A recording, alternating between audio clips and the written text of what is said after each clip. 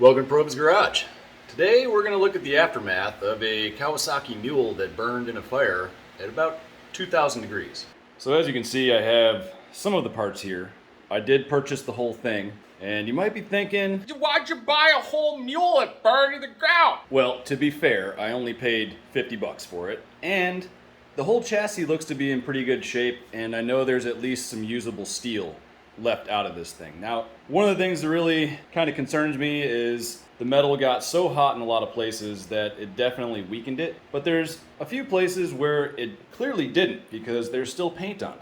Now, you might also be thinking, What are you gonna do with this stupid thing? well, what I'm hoping is that the front differential and the rear drive system, which is a transmission with forward and reverse, high and low, and selectable two-wheel and four-wheel drive, I'm hoping maybe those could still be mostly good. So I know it would take new seals, probably all new gaskets. Who knows? That's what we're here for today. I want to find out. Now, when you take a look at the engine, yeah, she got warm. And you might also be thinking, well, how'd you know that this thing burned at about 2,000 degrees? Yeah, how'd you know that, smart guy? Well, the melting point of aluminum is about 1,250 degrees. And we'll get a better look at some of this stuff in a little bit, but that used to be the starter. Fully melted. And this used to be the steering rack. So we know it burned at least 1,250 degrees, but it probably had to be quite a bit hotter to really do that to metal. And it also had a fuel tank.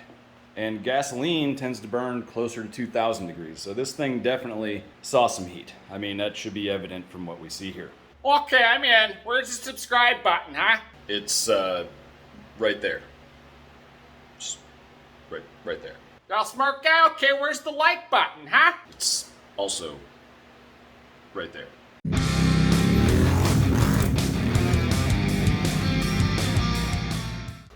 All right, well, I'm gonna start off by getting this puppy up on the bench and taking it apart. Probably gonna make a mess, but I gotta see what's inside this thing. You know, for science. Well, that is just wild. The engine case melted, it got so hot, it created this like stalactite. Just super sharp. Wow. Anyway, let's see what's in there. I give this thing about a 12% chance that any of this stuff is good.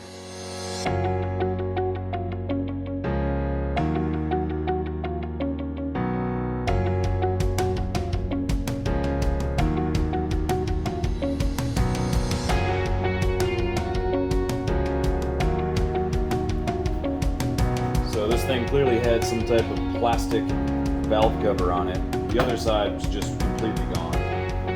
This side has something left, so I'm going to see if I can get some of that stuff off of there so I can pull the head.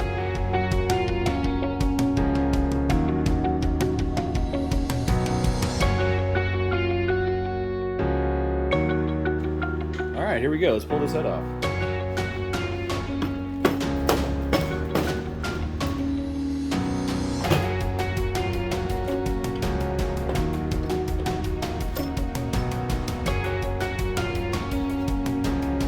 Looks like a normal carbon deposit, just a little extra crispy, I guess. Honestly, doesn't look that bad. But we already saw the bottom of the case on this thing, so we know it is.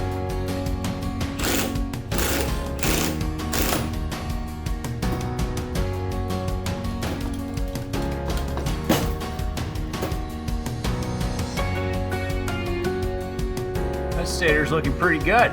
I think one shot through the ultrasonic cleaner and she'll be working again, no problem. Alright, so I had to get the primary clutch removal tool to be able to get this thing off. So 15 bucks on Amazon, it was here in a day. I know the motor's smoked, but it's still worth it to me to pull it apart. Just, you know, for science. But anyway, the cool thing about removing this is you don't use a regular puller like you would like a 3-jaw puller on a lot of other things. You actually use this and drive it in. And when I saw it online, I was like, how's that gonna work? Yeah, how's that gonna work, hotshot? Well, once I got it, I looked at it and realized, oh, there's a second set of threads and this threads into the primary clutch itself, and then this end actually pushes in on the crankshaft, and I guess drives it off. I'm gonna try it and see what happens.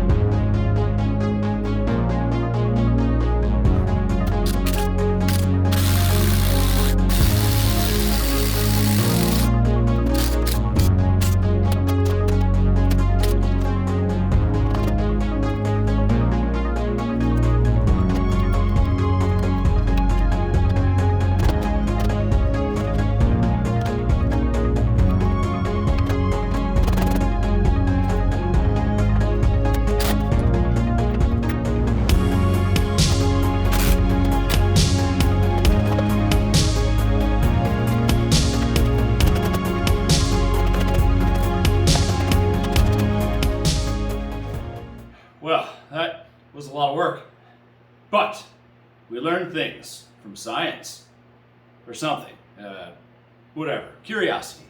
You know, it's what tickled the cat, or something. Anyway, got it apart. It took a lot of beating to get this thing to come off. The bearing in here that rests over the crankshaft completely seized on there. So I had to move from successively bigger and bigger persuading tools to finally end up with this guy. And it came apart. But even though I know this motor smoked, what that did tell me is that for the transaxle, the transmission, the case is melted a little bit, like it relaxed a little bit. But seeing as this thing that was really melted took that much of a beating and held up, gives me a lot more confidence that that thing can hold a lot more power. So, Oh, so you're gonna give it the beans then, huh? yeah. Well, as you can see, the case came apart quite a bit. But what we can see here is that the case, as it melted and was dripping off, thinned out a lot. Clearly, there is no rebuilding this. Absolutely toast. Totally seized up. The other bearing on the other side, totally seized up. Everything's just annihilated. But fortunately, I think what I wanted to get out of this, we're gonna get out of it. We got the transmission out, everything disconnected, all the axles and everything. And I've been able to get it in and out of forward, neutral and reverse, high and low, and four-wheel drive. So this is where the axle goes in. And I made a little mark on here so I could figure out if I was getting into high and low. Right now we are in forward. And we have neutral and reverse. And there's low. You can see it's definitely turning slower than it was before and faster. Then this is our output shaft to go up to the, goes to the drive shaft up to the front end. So right now we're in drive, but two-wheel drive. And then there's four-wheel drive. Right here, you can see that where these bolts go in, this got a little too hot and it deformed. And you can also see some cracking, just looks like some surface cracking of where the material is starting to deform. Got some little stress cracks there. But that's the only place that I see it. And, you know, I wouldn't recommend anyone else use this, but I'm probably gonna. And here we have the front differential, and this I think was the most sheltered from the actual fire, and it looks like it's in really good shape still. There's still fluid in it, and still has that nice peaty smell of differential fluid, the smoky finish. But I think it's still good. All right, so in conclusion, the things that I wanted to use, 95% still good in my professional opinion. I think I can definitely make these things work to make some type of four-wheel drive system. Engine, Dunyan rings.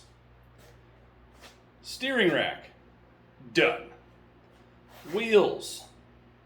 Well, you know, I could probably make some metal art out of them. Brakes. Probably rebuildable. Front suspension. Honestly, this is a honorable mention because check out these springs. They got super hot, and with the weight of the vehicle still on it, they compressed, and then when it cooled, they stayed in that position. So I might have to try to hit them with some heat and see if they'll open back up, just for science.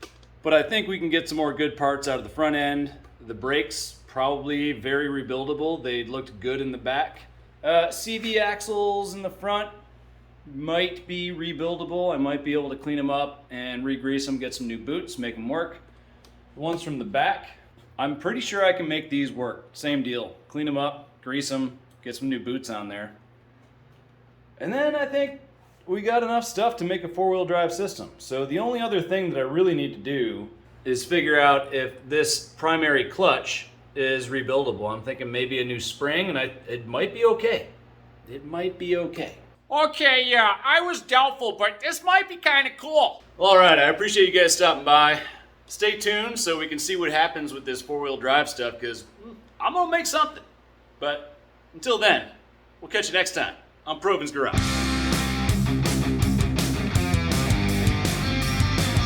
Why'd you buy a whole mule? It burned to the ground.